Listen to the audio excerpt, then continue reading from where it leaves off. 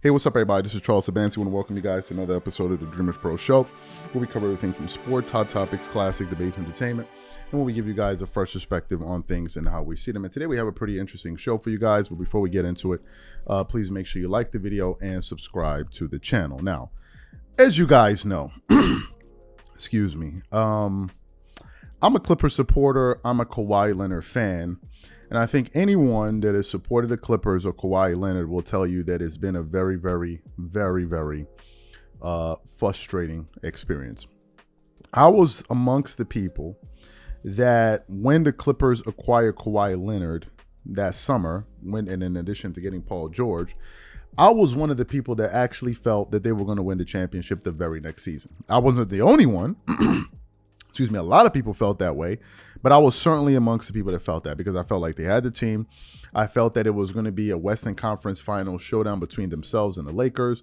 A lot of people felt like Anthony Davis would be the deciding factor, and I felt that the physical play of some of the guys that they had at the time would bother Anthony Davis, but of course we all know what happened. The Clippers go up 3-1 on the Denver Nuggets that just won the championship, although it wasn't the exact nucleus of that Denver Nuggets team. They go up 3-1, and then they blow a 3-1 lead. We all know that Kawhi Leonard and Paul George had a horrendous Game 7. Doc Rivers refused to make any coaching adjustments all throughout that series, something now that a lot of people have kind of caught on to, which is Doc Rivers doesn't make any adjustments in the playoffs. So they lost that series.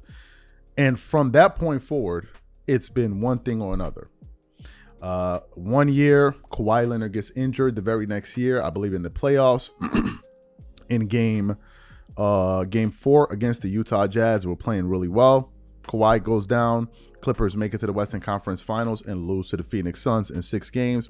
Then Kawhi Leonard misses the entire next season because of an injury he sustained in that game against, I believe, Joe Ingles. He misses the entire season. That same year, Paul George missed about half of the games that year. Clippers somehow found a way to make it into the playoffs and got knocked out in the play-in tournament. And then you fast forward to last year. Last year, that's when all of us felt, okay, well, at least some of us that felt the team was going to do well. We felt that, okay, this Clipper team, they're going to be ready for this year. You know, Kawhi Leonard and these guys are going to have a good season. Kawhi Leonard is fully healthy.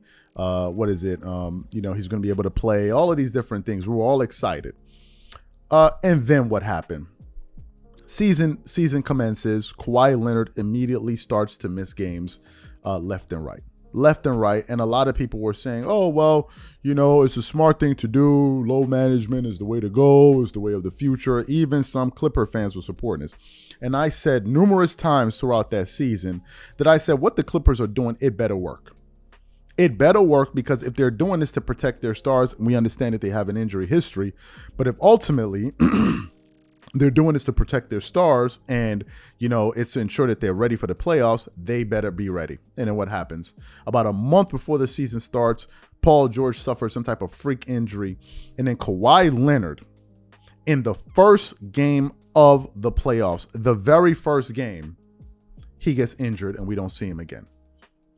And it just created an immense level of frustration within me, a lot of supporters, and including the head coach Ty Lue, who I want to get to, because yesterday, an interview was dropped from the All the Smoke podcast featuring Matt Barnes and Steven Jackson, and during this particular clip that I saw, they were discussing the disappointment that the Clippers faced last season, and they were talking about their obsession with load management, and basically how Ty Lue basically went to his Clipper guys and said, hey, listen, we got to take this thing seriously moving forward. So what we want to do is want to play exactly what Ty Lue had to say here to Steven Jackson and Matt Barnes, and then we're going to come back and react to his comments. Take a listen to that.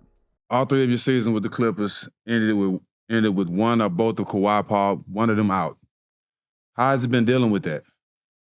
You know, it's been tough. You know, it's been frustrating, you know, especially as a coach, I think as fans, as the Clipper fans, as an organization, because, you know, we feel like we have the potential to win a championship. We have all the pieces, all the right pieces, and we have 2 great stars. Like PG and Kawhi are 2 of the best stars I've ever been around as far as— Both ways. Yeah, both ways, 2-way players, but not a headache. Like, right. You can go to them, like, they're not looking for media, they're not looking for attention. Like, you can go to those guys and ask them to do anything, and they'll do it.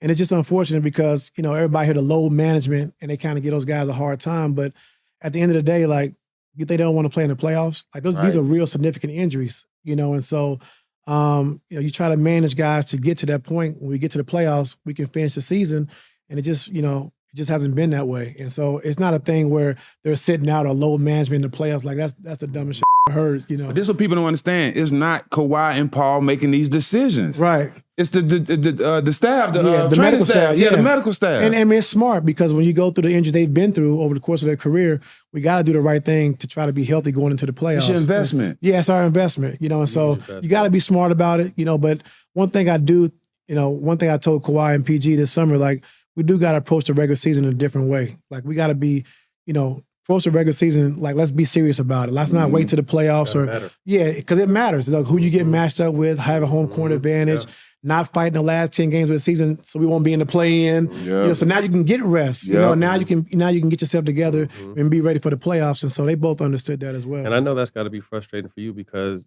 Kawhi will sit out, then he'll come in the playoffs and average 35 and lock up, and you're like, okay, he's back. And then he has to sit because the knee starts acting up. So I just know as a competitor and you and a fan of the game, that's hard to see as a head coach. Yeah, it's tough because, like, if it wasn't good enough, then you're like, oh, it is what it is. But take it. I think we're good enough. I think we're good enough. And so with the coaching staff that I have in place, with our players, like you said, the role players, the organization's done a great job of putting this together. And, like, I just want to see it just one time. Just let me see it one time. And then we can go from there, and then you can kind of evaluate where we're at. Yep. So you heard what Ty Lue had to say, right? You heard what he had to say. Basically, he's saying that they should put an emphasis on the regular season. Now, here's the thing. If you guys are paying close attention to what Steven Jackson said, he said that some people don't realize that it's also the coaching staff. These guys are the ones that are pushing for this to happen. And he's 100% correct. The Clippers coaching staff, they have one of the most conservative coaching staffs in the entire NBA. And I think a lot of times they get in their own way. This is something that one of their star players in Paul George has publicly lamented on his show. He has actually spoken about how he feels that their constant load management, this stop and go system that they've implemented for their team, is actually leading to more injuries and it's making some of their players weaker. This is what Paul George said on his show. This is a player that actually practices load management, right? So to me, listen, Ty Lue can go up to Kawhi Leonard and say, hey, we need to take the season much more seriously. And I think that's the right thing to say. However, I think it's a cultural issue that the Clippers need to address. Even Lawrence Frank, the president of basketball operations, said this at the end of the season with their exit interviews, where he said we need to put an emphasis on the season. Well, who's the one that de-emphasized this? Wasn't it you guys? You guys thought you were being so smart by not playing these guys and resting them, and then what ended up happening? Like Ty Lue said, you end up missing all of these games, you mess up your record, and then you find yourself in a dogfight at the end of the season where you're now playing these guys high minutes because their body is not used to it. In this case, we're talking about a Kawhi. His body breaks down in the first game of the playoffs, and you look at yourself and you're like, okay, what did we accomplish? And my answer is absolutely nothing. So the Clippers have this proclivity of shooting themselves in the foot by trying to be too smart. You got to play these games. You got to build reps. You got to build some continuity. Nothing will happen if these guys play more games. And obviously, we can now see that load management actually, in fact, does not prevent any injuries from happening. Because you may say it's a preventative measure, but you put it in place and players still get injuries. So what exactly did you accomplish at the end of the day? I'm not a fan of it, especially with the way that the Clippers deploy it. I am absolutely not a fan of it whatsoever. And I think something needs to change. And hopefully it's not just all talk, that they actually do something this season moving forward. So these are my thoughts. What I want to know from you guys is, number one, do you even take this seriously? Do you think that the Clippers are capable of getting out of their own way? Or do you think that, Ty Lue just up there talking? Whatever you guys think, please leave your thoughts in the comment section and we catch you on the next show. Peace.